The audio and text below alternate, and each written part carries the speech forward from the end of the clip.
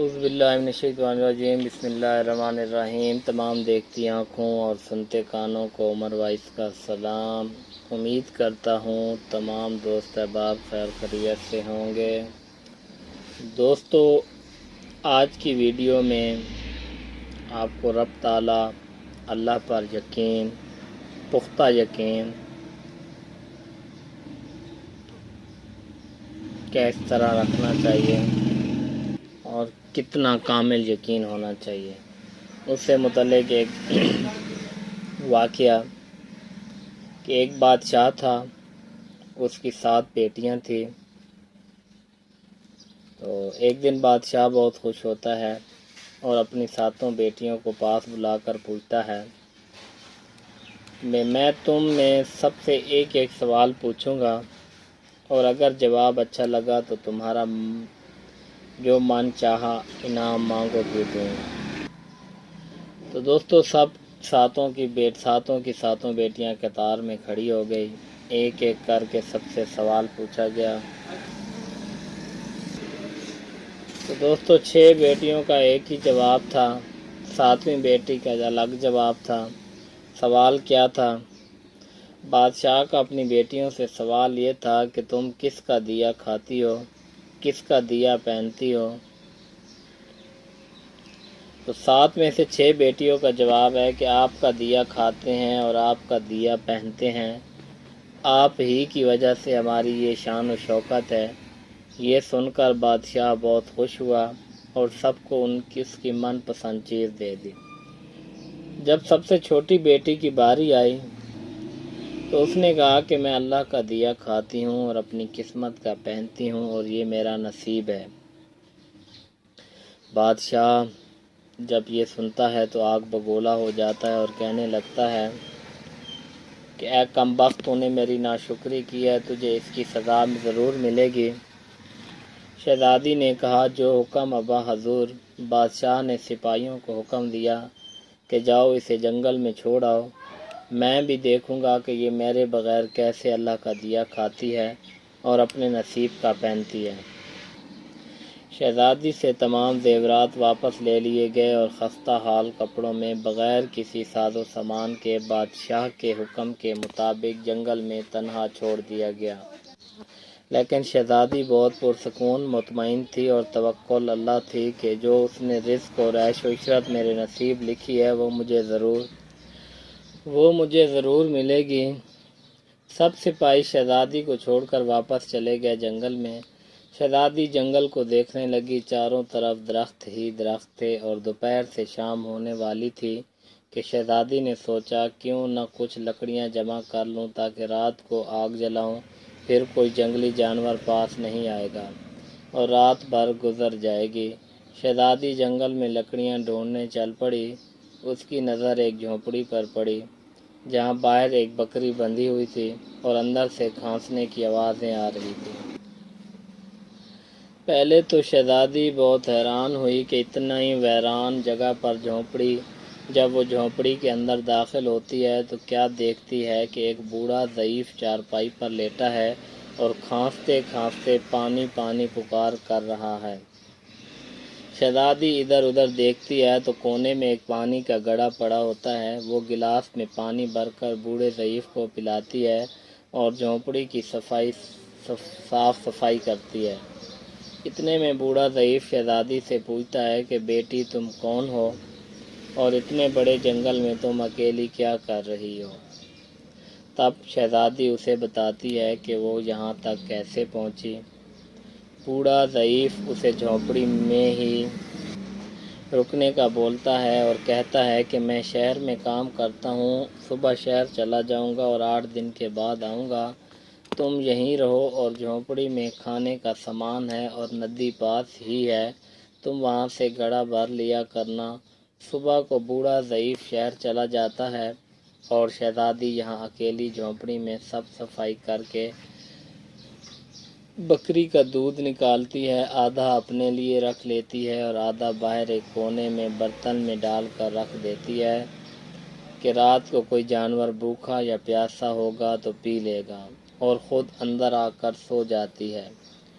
صبح سویرے جب شہزادی اٹھتی ہے تو کیا دیکھتی ہے کہ دودھ کا برتن خالی اور پاس ایک لال پڑا ہے، جو دیکھنے میں بہت ہی نایاب اور قیمتی معلوم ہوتا ہے، اور پاس ہی سانپ کے نشان بھی نظر آتے ہیں۔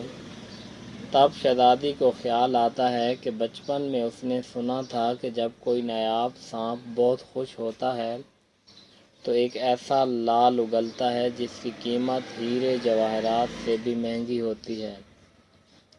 شہزادی بہت حیران ہوتی ہے اور دل میں سوچتی ہے کہ شاید سانپ بھوکا تھا،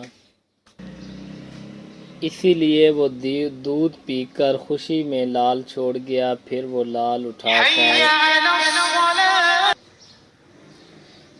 لال اٹھا کر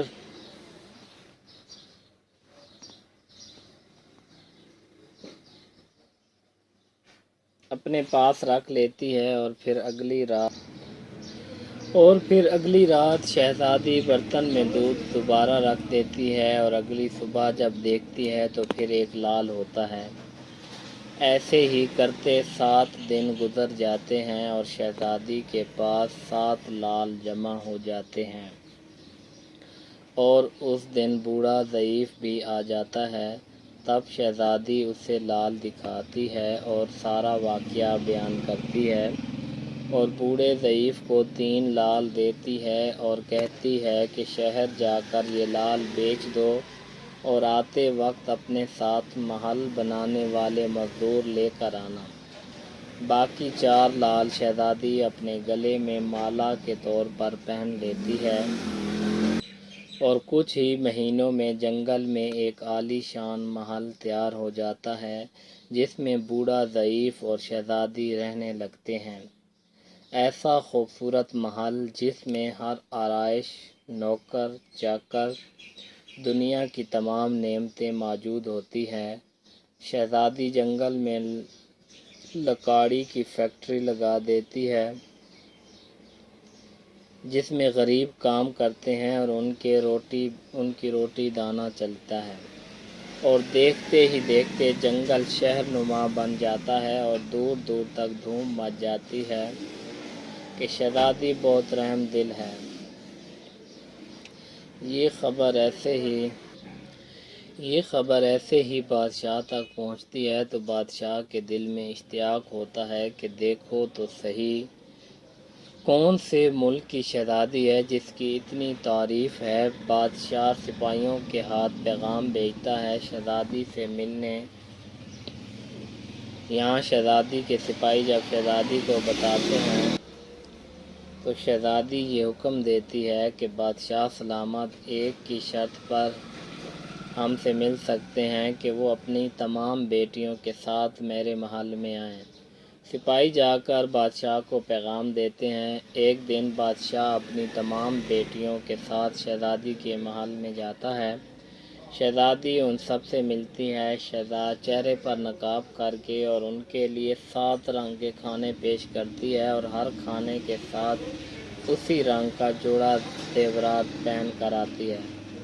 محل کی شان و شوکت اور خوبصورتی کا انداز بادشاہ اور باقی تمام شہزادیوں کو بہت حیران اور متاثر کرتا ہے۔ آخر میں بادشاہ شہزادی سے کہہ ہی دیتا ہے کہ تم میری بیٹی کی جگہ پر ہو، اور میں بھی تمہارے کہنے پر اپنی تمام بیٹیوں کے ساتھ آیا ہوں۔ پھر ہم سے یہ پردہ کس لیے؟ بہت اصرار پر شہزادی کہتی ہے ٹھیک ہے، میں تیار ہو کر آتی ہوں۔ سب شہزادیاں آپس میں سرگوشی کرنے لگتی ہیں کہ اتنی تو تیار ہے اور اتنے مہنگے زیورات پہنے ہیں، اور کتنا تیار ہو کر آئے گی۔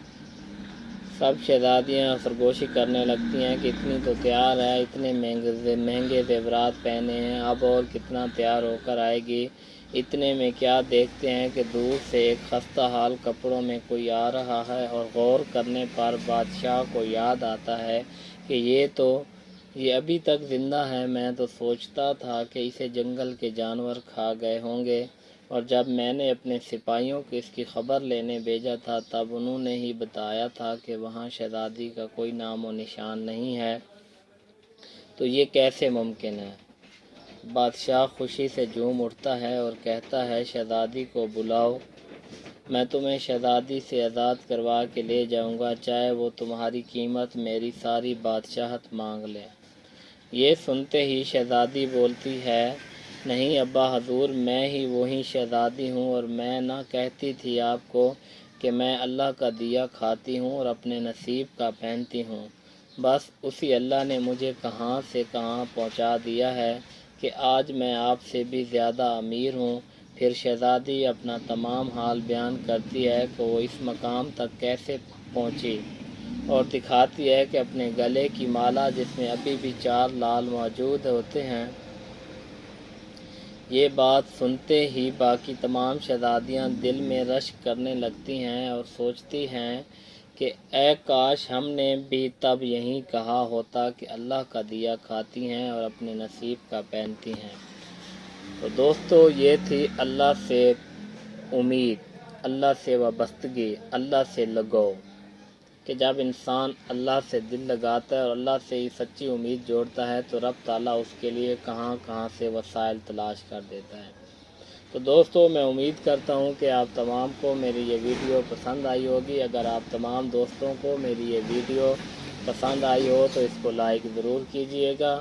ملتے ہیں ایک نئی ویڈیو کے ساتھ، تب تک کے لیے اجازت دیجیے، اللہ حافظ۔